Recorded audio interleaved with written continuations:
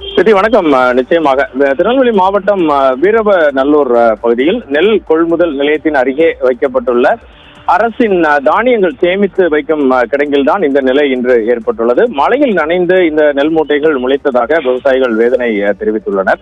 இது குறித்த விரிவான விவரங்களை சேகரித்த போது திருநெல்வேலி மாவட்டம் வீரவநல்லூர் மற்றும் அதனை சுற்றியுள்ள கிராமங்களில் இருந்து விவசாயிகளிடம் கொள்முதல் செய்யப்பட்ட ஆயிரக்கணக்கான நெல் மூட்டைகள் இந்த மையத்தில் சேமித்து வைக்கப்பட்டுள்ளன.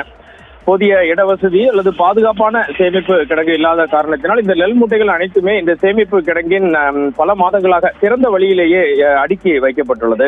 கடந்த சில நாட்களாக இப்பகுதியில் மழை பெய்து தற்போது மழை நின்ற நிலையில் திறந்த வெளியில் இருந்த நெல் மூட்டைகள் முழுமையாக நனைந்துள்ளன. நீண்ட நாட்களாக அப்புறப்படுத்தாமல் இருந்ததால் ஈரப்பதம் காரணமாக மூட்டைகளுக்குள்ளேயே நெல்மணிகள் முளைக்க தற்போது தொடங்கியுள்ளதை பார்க்க முடிகிறது.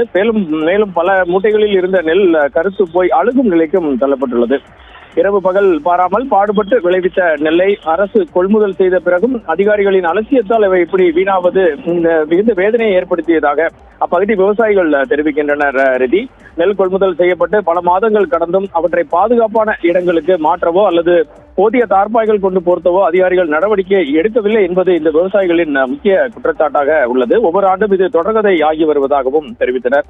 இது குறித்து திருநெல்வேலி மண்டல நுகர்பொருள் வாணிப கழகத்தின் மண்டல மேலாளரிடம் சத்தியம் தொலைக்காட்சி சார்பில் பேசிய போது மழைக்காலத்தின் போது அதனை முற்றிலும் பாதுகாப்பாக வைக்கப்பட்டிருந்ததாகவும் தற்போது வெயில் அடிக்க தொடங்கியிருப்பதால் காலை நேரத்தில் பனியின் தாக்கம் முடிந்த பிறகு வெயில் படுவதற்காக அந்த தார்பாய்கள் அகற்றப்படும், நெல்மணிகள் பெரிய அளவில் முளைக்கவில்லை என்றும் தெரிவித்தனர். பாதுகாத்து வருவதாகவும் தெரிவிக்கின்றனர். எது எப்படி இருந்தாலும் பல்லாயிரக்கணக்கான ரூபாய் மதிப்புள்ள இந்த நெல் மூட்டைகள் மழையில் நனைந்து பின்னர் போதிய பாதுகாப்பு இல்லாமல் நெல் மணிகள் முளைக்க தொடங்கியிருப்பது இப்பகுதியிலே மிகுந்த வேதனையை ஏற்படுத்துவதாகவே விவசாயிகள் தெரிவிக்கின்றனர்.